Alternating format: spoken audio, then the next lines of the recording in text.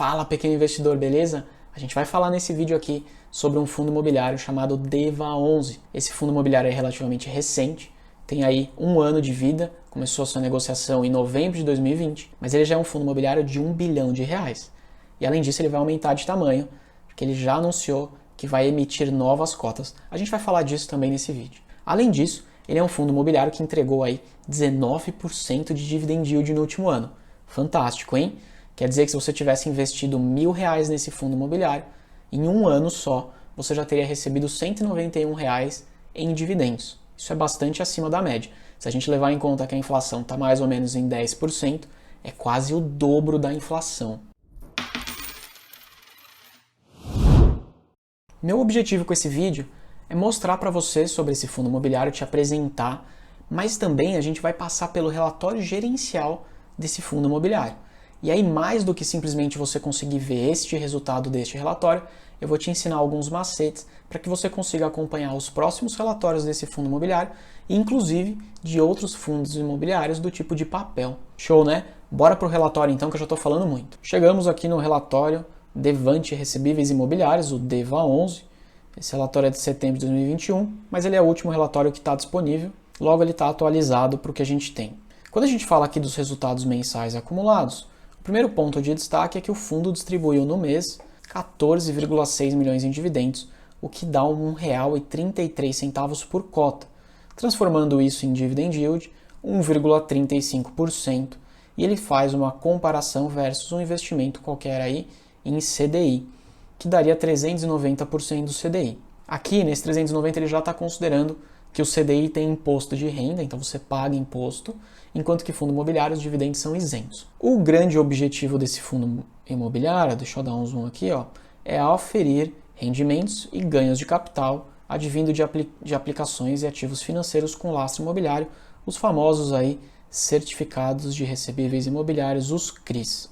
Ele tem um prazo de duração indeterminado, ele é do tipo condomínio fechado, beleza, tem uma gestão ativa, mas o que eu quero te mostrar é o seguinte, quantidade de cotas, 10 milhões de cotas, distribuídas na mão de 52 mil cotistas, então ele ainda é um fundo relativamente pequeno em quantidade de cotistas e de verdade eu enxergo muito crescimento para esse fundo imobiliário, as pessoas estão começando a descobrir ele agora e ele tem uma taxa de administração de 0,2% ao ano e de gestão de 1%, que dá aí 1,2% ao ano de taxa, que de verdade está bem dentro da média do mercado de fundos imobiliários de papel e ainda mais segmentos, FIIs que são mais agressivos como o DEVA11. Falando sobre a demonstração de resultado, vamos passar aqui, setembro de 2021, receita total 16,8 milhões.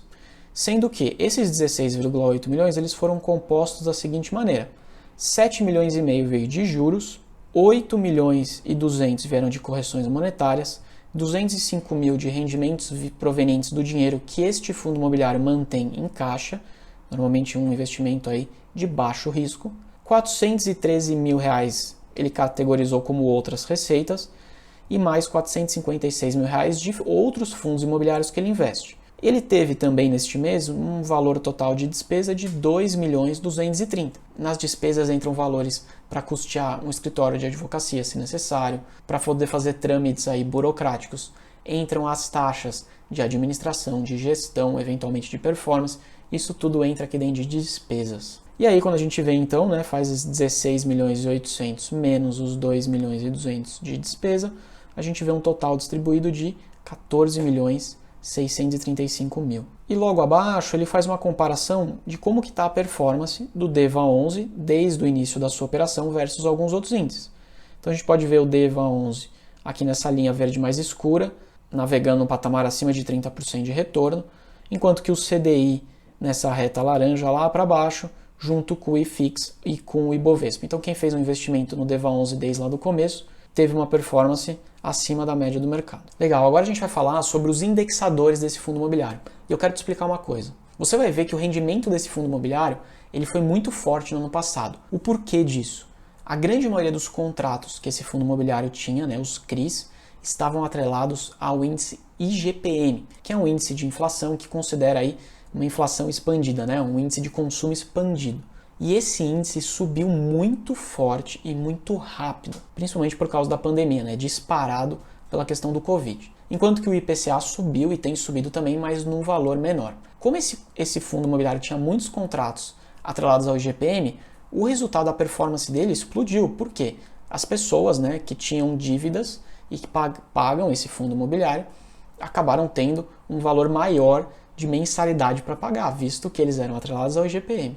Isso não é sustentável. Se a gente pega ali um IGPM acima de 35% no ano, você quebra o cliente. Você não quer que o seu cliente quebre. Portanto, a gente vai ver aqui no gráfico que o IPCA ele começou a ganhar mais relevância no fundo imobiliário. Então, olha só, aqui o comportamento do IPCA e do IGPM mensal, como eu te falei, olha como o IGPM nessa linha cinza foi muito forte no ano passado, principalmente no final do ano, enquanto que o IPCA ficou num patamar menor. E quando a gente olha, vou até dar um zoom aqui, ó, a composição da carteira pelos principais indexadores, o IGPM era muito grande, mais de 60%. Em compensação, né, a partir de dezembro ele foi perdendo relevância e os novos CRIs, os novos contratos, foram sendo atrelados ao IPCA. E a gente pode ver que hoje, há pouco tempo atrás, né, em setembro, 81% dos contratos estavam indexados ao IPCA. E está tudo certo, não tem problema nenhum. Inclusive eu vejo sendo mais saudável nesse patamar estar atrelado ao IPCA e a gente continua sendo e tendo nossos rendimentos defendidos versus a inflação. Quando a gente olha o dividend yield desde o início do fundo, na média 1,77% de distribuição mensal, sensacional, sendo que tiveram picos lá em cima de 2,8%, 2,7%. Esse número agora caiu e não deve mais voltar para aquele patamar de 2% tão cedo. Uma segunda informação legal que eu quero te mostrar é o seguinte, ó, quando a gente olha para a carteira dos CRIs, então como deu para ver ali em cima, 89%, quase 90% está atrelado ao IPCA. Porém, é um IPCA com um prêmio de 10%. Um prêmio de 10% quer dizer que você vai ganhar acima da inflação 10 pontos percentuais.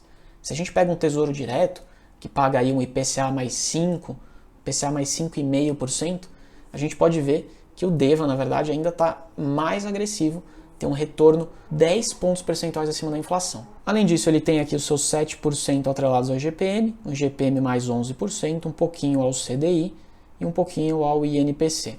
A ponderação de tudo isso entrega uma inflação mais 10,4%. Vamos falar um pouquinho das obras dos clientes desse fundo imobiliário. Então a gente pode ver aqui, né, cada uma dessas barras é um cliente. Essa barra verde, ela mostra quantos por cento da obra já foi feito por esse cliente, né, da construção que ele está fazendo, e na média nessa barra laranja. A grande maioria dos clientes já entregaram, a gente tem praticamente metade dos clientes ali que já entregaram as suas obras, na média essas obras já estão 86% concluída, o que é muito bom. E embaixo ele mostra inclusive qual é o patamar de venda dessas obras. A gente pode ver que ele já vendeu na média 79% de todas as unidades, de todas as construções que esses clientes executaram. Bom, muito bom, né? Além das obras já estarem finalizadas, o que diminui o risco embutido à construção de uma obra. Além disso, a gente já tem aí quase 80% desses investimentos vendidos. Vamos falar um pouquinho de inadimplência agora. Ó. Aqui ele lista os principais clientes que estão inadimplentes, né? Uma inadimplência acumulada, então uma inadimplência média. E embaixo ele fala sobre a razão PMT. Antes de eu te explicar o que é essa razão PMT, vamos só dar uma olhada aqui na inadimplência.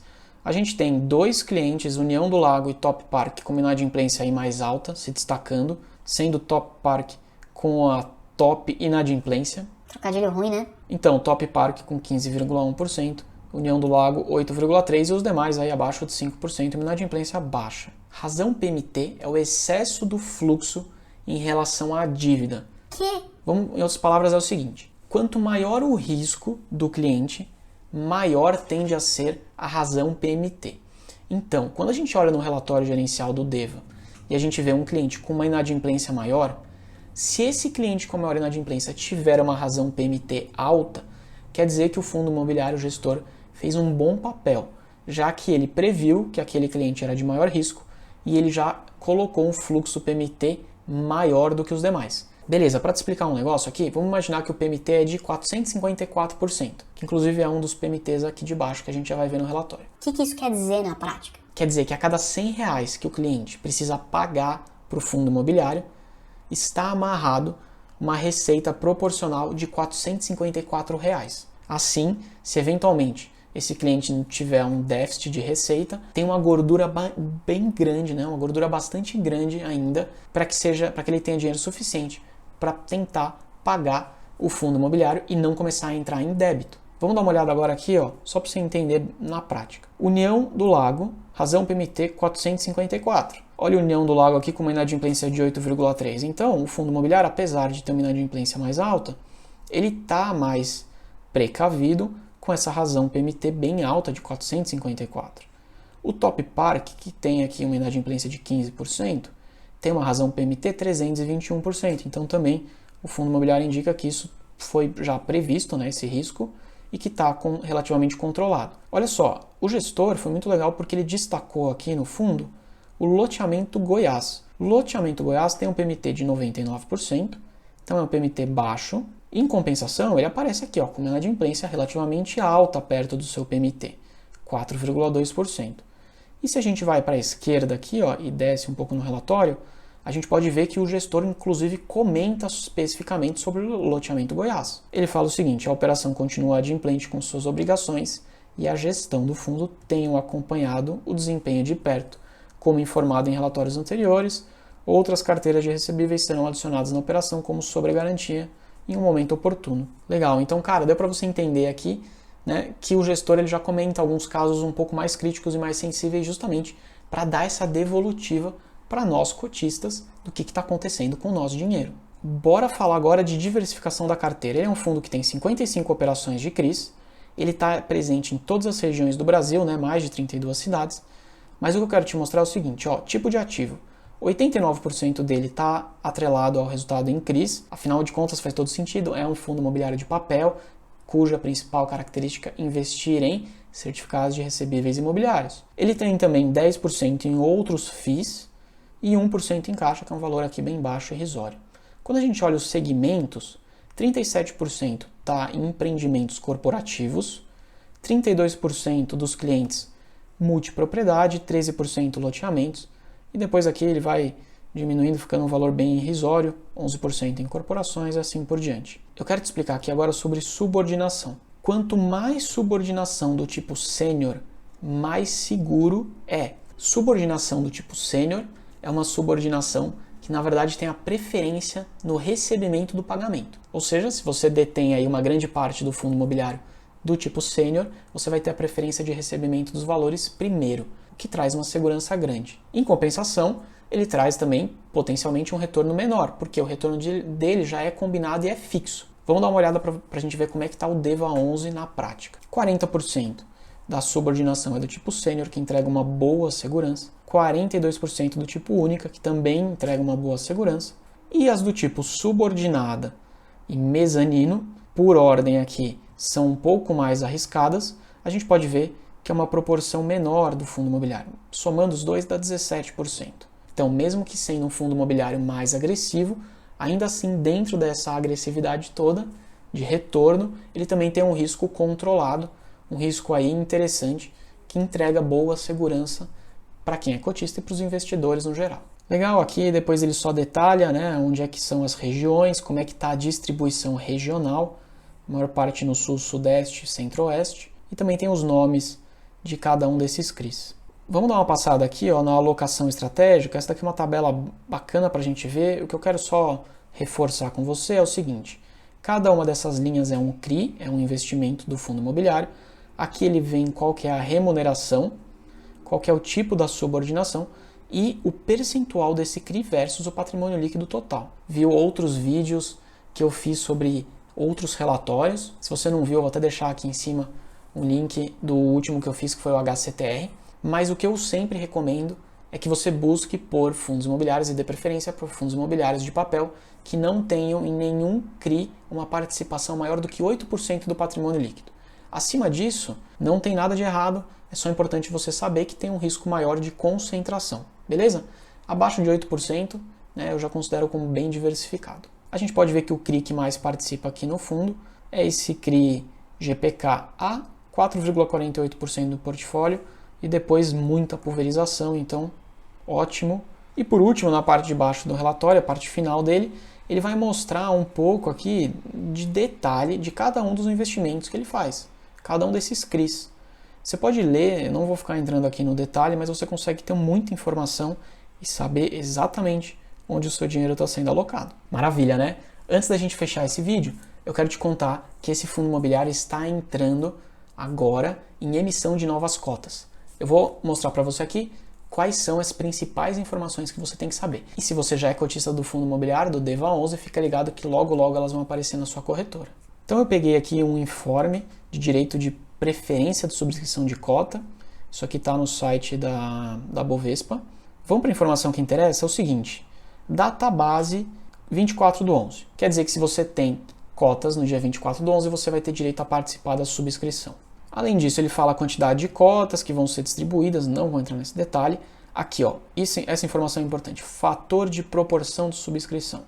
O fator de proporção está em 0,16. O que isso quer dizer? Se você tem 100 cotas do DEVA11, você vai ter direito a subscrever 16 cotas, beleza? Se você quiser fazer a sua conta aí, pega o número de cotas do DEVA e multiplica vezes esse fator aqui que está mostrando nesse documento, que você vai saber exatamente o número de cotas que você vai ter direito. Além disso, o preço da emissão é de R$ 95,79, tem aqui taxas, né?